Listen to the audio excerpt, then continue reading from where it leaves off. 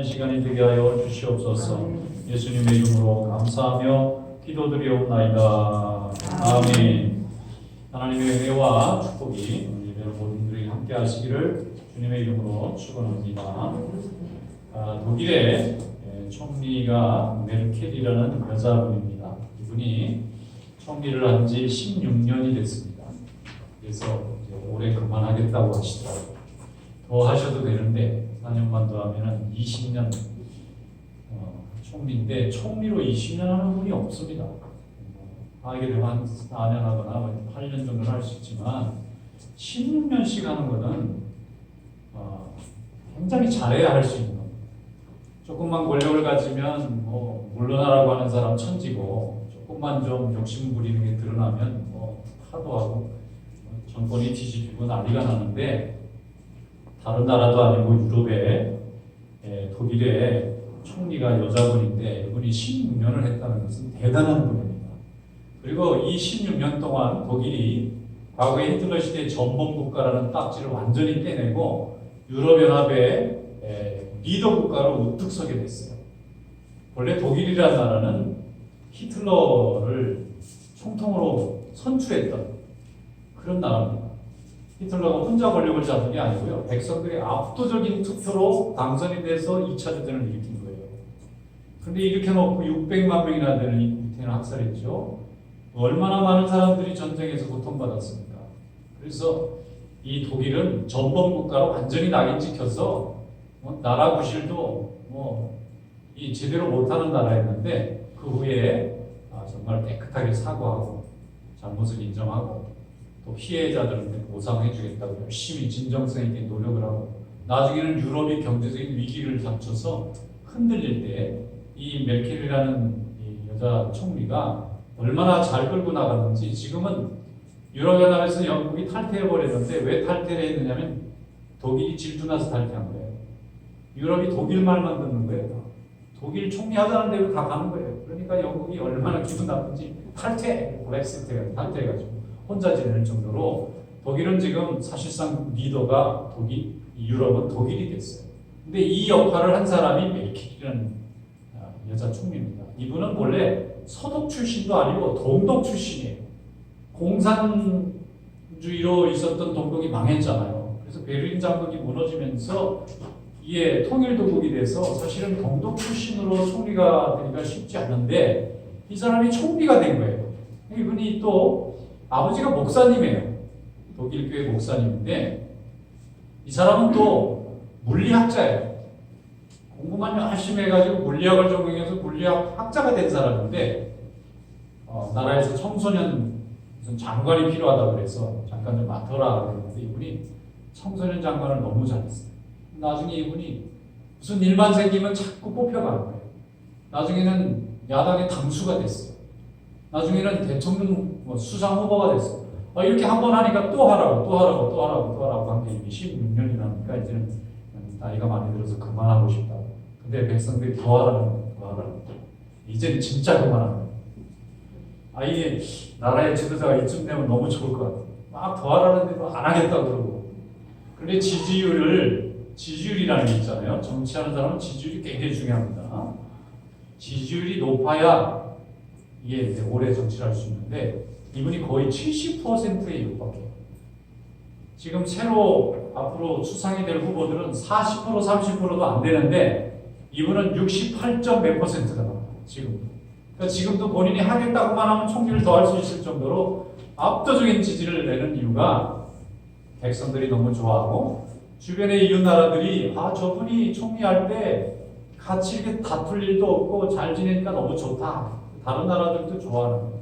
지금 유럽이라는 나라가 앞으로 이제 한 나라로 이렇게 가게 될 것 같은데 어느 나라 그 나라의 대통령이 누가 되면 좋겠느냐 그러면 메르켈 총리가 될 가능성이 높아요. 왜냐면 지금 유럽은 대통령은 없는데 의회가 있어요. 유럽이라는 나라가 많잖아요. 20개가 넘는데 그 나라가 의회는 만들어놨어요. 근데 이 다음 단계가 이제 유럽의 대통령이 나오는 건데 한 메르켈 정도는 되는 사람이 나오면 될지도 몰라요.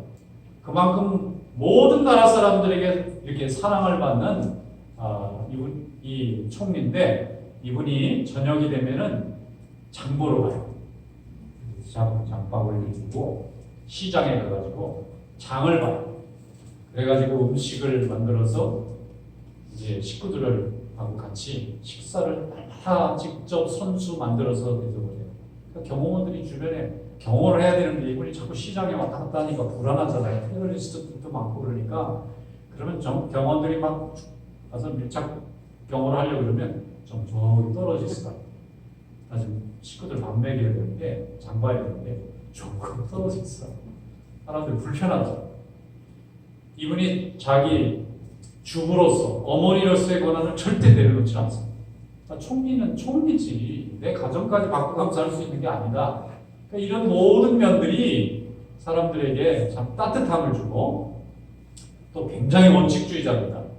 잘못된 거는 타협이 없어요. 그런데 일단 한번 정해주고 나면 굉장한 포용력을 가지고 들어주려고 애를 쓰다 보니까 싸움이 나거나 갈라져야 되는데 이분만 개입하면 다 공합이 되는 거예요. 다 함께 있게 되고 흩어지지 않게 되는 그런 힘을 갖게 되는데 이분은 오직 백성들의 평안함만 추구하는 거예요. 자기 명예고 뭐고 신경 안 써요. 자기 주장이고 뭐 이런 별로 신경 안 쓰고 자기가 결정만 하면 알아서 나라의 모든 공무원들이 뭐 수백만 명씩 되니까 알아서 다 해결하도록 자기는 결정만 해주면 되는 거예요. 오직 한눈 팔지 않고 한 길만 나가다 보면 그것이 진심이고 진정성이 있으면 모든 사람들이 다 순종하게 돼 있는 거예요. 진정한 권위나 진정한 순종과 헌신은 바로 이와 같이 사람의 마음을 얻는 데 있다 하는 것입니다. 자, 오늘 우리 성도들은 그럼 어떻게 살면 좋을까? 우리 하나님의 마음을 얻는 성도가 될 수 있기를 축원합니다. 성도는 무엇을 위해서 달려가야 될까? 하나님의 인정을 받기 위해서 달려가는 성도가 되시기를 축원합니다. 오늘 골로새서에 보내는 이 사도 바울의 교훈의 말씀은 우리가 위의 것을 생각하고 위의 것을 찾자는 거예요. 땅의 것은 생각하지 말자는 거예요. 우리가 구해야 될 게 있고 버려야 될 게 있는데 이것을 혼동하지 말자는 거예요. 우리는 구할 것은 하나님의 것이고 버릴 것은 세상의 것이고 항상 이 말씀을 하고 있는데 우리는 알면서도 잘 행하지 못합니다. 자, 오늘 하나님 주신 본문 말씀 열어보겠습니다. 골로새서 3장 1절로 4절 말씀 다 같이 저와 함께 읽겠습니다. 그러므로 너희가 그리스도와 함께 다시 살리심을 받았으면 위의 것을 찾으라. 거기는 그리스도께서 하나님 우편에 앉아 계시느니라. 위의 것을 생각하고 땅의 것을 생각하지 말라. 이는 너희가 죽었고 너희 생명이 그리스도와 함께 하나님 안에 감추어졌습니다. 우리 생명이신 그리스도께서 나타나실 그때에 너희도 그와 함께 영광 중에 나타나리라. 아멘. 골로새 교회는 지금 지도로 보면 터키 지역의 남쪽 지역에 있습니다. 사도 바울이 제2차 전도여행을 갔을 때 아마도 은혜 받은 이들이 거기에 교회를 세우고 성도들이 이제 세워지게 된 것 같습니다. 그런데 사도 바울이 거기 가서 복음을 다시 전하면서 보니까 이분들이 좀 특이한 점이 나타나는 거예요. 예수도 열심히 믿고 교회도 잘 나오고 신앙생활도 잘하는 것 같은데 교회만 나가면 이교도의 삶을 사는 모습이고요. 교회도 갔다가 절에도 갔다가 꼭 이렇게 돼 있는 거예요. 우리 식으로 말하면 하나님의 교회의 성도의 모습도 분명히 가지고 있는데 자기 일상생활에 가면 평생 동안 살아왔던 그 이교적 습관을 못 버리는 거예요. 그들의 절기를 지키고 그들의 모임에 따라가고 그들의 습관을 따라가는 거예요. 이렇게 되니까 구원받은 사람은 좋은데 앞으로 그들의 모습을 보고 하나님이 살아계신 것을 보고 구원받아야 될 사람들에게 이분들의 삶이 걸림돌이 되고 있는 거예요. 나는 예수 믿어서 구원받는 게 분명합니다. 나는 무엇을 해도 거리낌이 없어요. 나는 예수 믿는 게 확실하고 내가 천국 갈 걸 확실하고 내가 주님의 보혈로 나의 모든 죄의 영향력이 사라진 것은 확실해요. 그런데 내가 아직도 세상에 껍데기가 남아있어요. 근데 전보로 다니고 날 잡으러 다니고 또 세상 사람들 모여서 즐기는 데 다 앉아있는데 안 믿는 사람이 볼 때는 도무지 이해가 안 되는 거예요. 저는 예수를 믿고 교인으로 살아가는 것 같은데 일상생활에 가면 교인으로서의 생각이나 판단이 전혀 느껴지지 않으니까 새로 예수 믿을 사람들이 이 사람을 보고는 예수 믿어지지가 않는 겁니다. 그래서 사도 바울이 이 점을 좀 심각하게 생각했습니다. 이것이 올무가 되고 있구나 생각했습니다. 유대 지역의 그리스도인들은 유대적 전통이 올무가 됐어요. 할례를 받아야 되고 유대인처럼 살아야 되는 것처럼 복음을 자꾸 받아들이다 보니까 복음을 전할 때 이 유대적 전통이 그리스도인들의 복음 전하는데 자꾸 걸림돌이 되듯이 이 헬라 지역에 있는 이 그리스도인들은 또 이교적인 전통과 습관이 예수 믿는데 자꾸 걸림돌이 돼요. 그래서 사도 바울은 위의 것을 찾고 땅의 것은 버리라는 것입니다. 위의 것은 추구하고 땅의 것은 버리라는 것입니다. 영어 성경으로 보면 조금 정확하게 나와 있어요. Set your heart on things above 이렇게 돼 있어요. 이게 무슨 말이냐면은 위에 있는 것에 내 마음과 심령을 갖다 보내는. 또 그 뒤에는 set your mind라고 돼 있어요. heart나 mind나 같은 표현을 반복하는 거예요. 내 마음과 정성이 온전히 위에 있는 하나님의 것만을 추구하는 데 열심을 둬야 된다는 거예요. 반대는 땅에 있는 것입니다. 땅에 있는 것은 earthly things라고 표현했습니다. 땅에 있는 것은 버려야 된다. 그런데 지금 땅에 있는 것을 계속 붙잡고 있으면서 하나님을 믿기 때문에 성령 충만해야 되고 은혜 충만해야 되고 능력 충만해야 되는데 구원은 받았는데 능력이 충만해지지 않는 겁니다. 은혜가 충만해지지 않는 겁니다. 먹고 사는 것이 땅의 것이라면 믿고 사는 것이 하늘의 것입니다. 무엇을 믿을까? 무엇을 구할까 하는 것이 하늘의 것입니다. 이 땅에는 세상의 것이 힘을 발휘하도록 되어 있습니다. 세상에 힘 있는 거 많습니다. 돈도 힘이 있죠. 사람도 힘이 있죠. 또 권력도 힘이 있습니다. 그런데 땅의 것의 특징이 무엇입니까? 그 땅의 것은 구하면 구할수록 자꾸 두려워지고 가지면 가질수록 자꾸 염려가 쌓이게 됩니다. 그러나 하늘의 것의 특징은 무엇입니까? 구하면 구할수록 감사가 자꾸 넘치고 구하면 구할수록 은혜가 자꾸 생겨나요. 내가 지금 열심히 헌신하고 있어요. 내가 열심히 지금 수고하고 있는데 자꾸 걱정이 많아져요. 자꾸 두려워요. 무너질 것 같고 뺏길 것 같아요. 그럼 내가 지금 세상의 것을 추구하고 있는 거예요. 근데 내가 열심히 애쓰고 노력하고 있는데 막 감사가 넘쳐요. 은혜가 자꾸 채워져요. 그럼 내가 하나님이 주시는 일을 하고 있는 것입니다. 내 몸이 어디 있느냐는 것은 그때부터 중요한 게 아닙니다. 내가 무엇을 하고 있느냐가 중요합니다. 하늘의 것, 하나님의 것, 위의 것을 추구하는 성도 될 수 있기를 주님의 이름으로 축원합니다. 땅의 것은 내가 구하지 않아도 하나님이 채워주신다고 분명히 약속했습니다. 우리가 하나님의 것, 하나님의 영광을 위해서 애쓰고 수고하면 하나님이 우리가 생각하고 필요하고 구하는 것에 넘치도록 채워주실 줄로 믿습니다. 왜 이렇게 하느냐? 하나님의 것이 되었기 때문에. 우리는 이미 하나님의 소유가 되었습니다. 3절 말씀에 보면 이는 너희가 죽었고 너희 생명이 그리스도와 함께 하나님 안에 감춰졌음이니라. 할렐루야. 우리가 죽었대요. 우린 살았거든요. 안 죽었어요. 우리가 죽었다고 말하는 것은 그리스도 안에서 우리의 과거의 인생이 죽었다는 거죠. 그리스도 안에서 우리의 죄에 물들어 있던 과거의 모습이 죽었다는 겁니다. 그런데 예수 믿는데 과거에 죽은 내 모습이 살아나 있는 겁니다.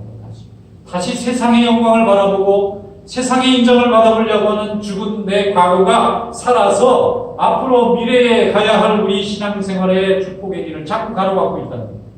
그 사람이 내 삶, 그게 바로 내 모습이라는 것입니다. 그래서 정욕과 죄가 그리스도 안에서 이미 죽었는데 그리스도 예수의 보혈의 능력으로 이미 다 죽어서 사라졌는데 다시 살아나서 다시 정욕을 바라보고 세상을 바라보는 삶을 살고 있다는 것입니다. 그러므로 세상 즐거움을 그만 이제 내려놓고 하나님의 영광을 구하는 성도 될 수 있기를 주님의 이름으로 축원합니다.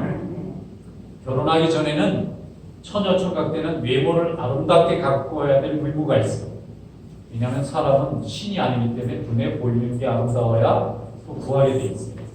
그래서 결혼하기 전에는 좀 이쁜 게 좋죠. 남자도 좀 멋있게 생긴 게 좋아요.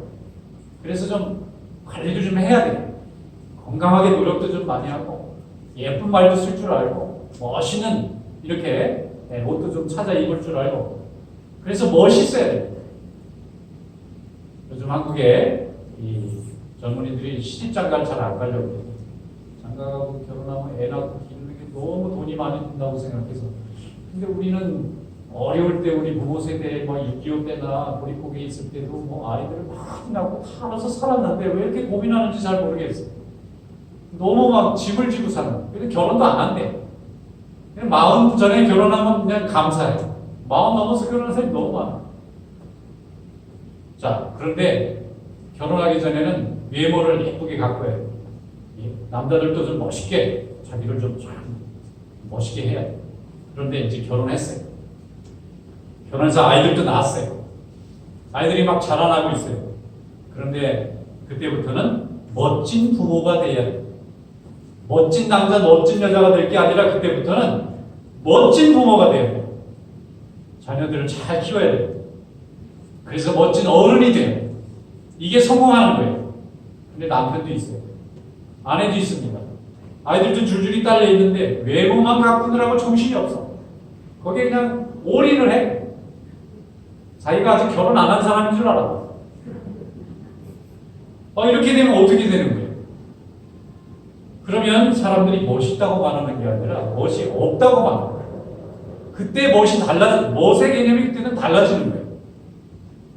나의 딸린 자식이나 아내나 남편이 없고 가족이 없으면 나를 아름답게 가꾸면 됩니다. 그런데 함께 돌봐야 되고 함께 지켜야 되고 함께 길러야 되는 가족들이 있고 자식들이 있고 남편 아내가 있으면 그때는 그 자녀들을 잘 기르는 것이 아름다워. 나의 모든 에너지와 관심이 무언가를 키우고 세우는 일에 있을 때 우리는 그분을 아름답다고 멋있는 사람이라고 말하는 거예요. 그때의 아름다움은 외모의 아름다움하고 비교할 수 없는 아름다움이 되는 거예요. 그래서 인생도 성장하는 거예요.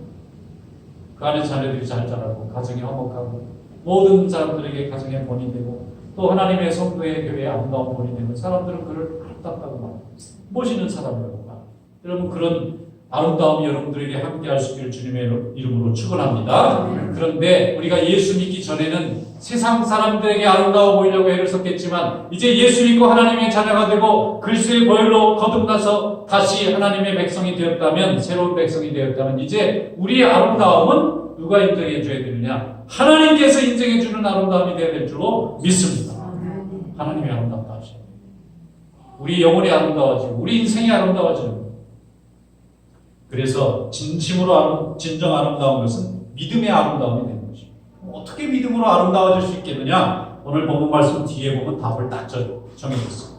3장 7절부터 10절에 보면 너희도 전에 그 가운데 살 때에는 그 가운데서 행하였으나 이제는 너희가 이 모든 것을 벗어버리라. 곧 분함과 노여움과 악의와 비방과 너희 입에 부끄러운 말이라. 너희가 서로 거짓말을 하지 말라. 옛사람과 그 행위를 벗어버리고 새 사람을 입었으니 이는 자기를 창조하신 이의 형상을 따라 지식에까지 새롭게 하심을 입은 자니라. 할렐루야. 분한 거, 노여운 거, 악한 거, 비방하는 거, 거짓하는 거 이거 과거에 하나님을 알지 못했을 때는 다 괜찮았지만 지금은 예수 그리스도의 자녀가 되고 하나님의 자녀가 되었기 때문에 벗어버려야 돼요. 에베소서는 같은 말을 똑같이 이렇게 표현했어요. 옛사람을 벗어버리고 새 사람을 입으라. 옛사람이라는 과거의 사람입니다. 땅의 것을 구하던 사람입니다. 벗어버려요. 새 사람은 위의 것, 하늘의 것을 구하는 것입니다. 거기에는 하나님 우편에 그리스도께서 계시는 바로 그 천국의 소망과 인정을 받기 위해서 오늘도 하나님 앞에 영광 돌리는 성도될 수 있기를 축원합니다. 이제는 어떻게 하면 잘 먹고 살까? 어떻게 하면 잘 먹고 살까? 남보다 이게 우리의 관심이었다면 이제는 어떻게 하면 주님의 일을 잘되게 해볼까? 어떻게 하면 주님이 기뻐하시는 일을 해볼까? 이렇게 날마다 생각하는 것이 성장한 것입니다. 무엇이 새로운 것이 생겨나는 것입니다. 이렇게 구하고 찾을 때 우리는 거듭난 사람이 되고 하나님의 자녀가 되고 진정 그리스도인이라는 축복의 이름이 얻어지게 될 줄로 믿습니다. 고린도전서를 열어보면 고린도 교회가 많이 싸워요. 교회는 왜 이렇게 싸우는지 몰라. 영적으로도 싸우고 내용적으로도 싸우고 마음으로도 싸우고 싸움이 많아요. 그래서 사도 바울이 영적인 전투라 이렇게 표현한 거예요. 뭐 주먹이 왔다 갔다 하는 건 아니지만 마음으로 싸워요. 그런데 마음으로 싸우는 게 몸을 녹입니다. 인생을 고통 속에 몰고 갈 수 있기 때문에 그 싸움에서 꼭 이겨야 될 줄로 믿습니다. 그런데 왜 싸우나 봤더니 하나님이 세우신 교회는 거룩한데 그것에 모인 성도들은 구원받은 죄인들이다 보니까 구원의 힘이 강할 때는 감사와 찬양이 넘치는데 죄가 역사하면은 화가 나고 두려움이 쌓여요. 점령을 하는 거예요. 그래서 그 습관들, 과거의 습관들이 다시 움직이는 하나님 앞에 예수 믿기 전에, 은혜 받기 전에 그 정욕이 다시 살아나는 거예요. 그래서 고린도 교회가 굉장히 많은 사역을 했음에도 불구하고 바울파, 게바파, 베드로파 파벌이 나눠져서 서로 싸웠는데 이것을 사도 바울은 어린아이 같다 그렇게 말해요. 어린아이 같다. 왜냐면 어린아이니까 내 거 달라고 자꾸 내가 중요해요. 내가 가진 걸 뺏기면 안 돼요. 근데 어른이 되면 다 줘요. 가져라고 줘요. 자꾸 줍니다. 자꾸 주는 게 어른이고 자꾸 달라고 하는 게 어린아이예요. 신앙생활도 어린아이가 있고 성숙한 사람이 있는 거예요. 여러분 성숙한 성도 될 수 있기를 축원합니다.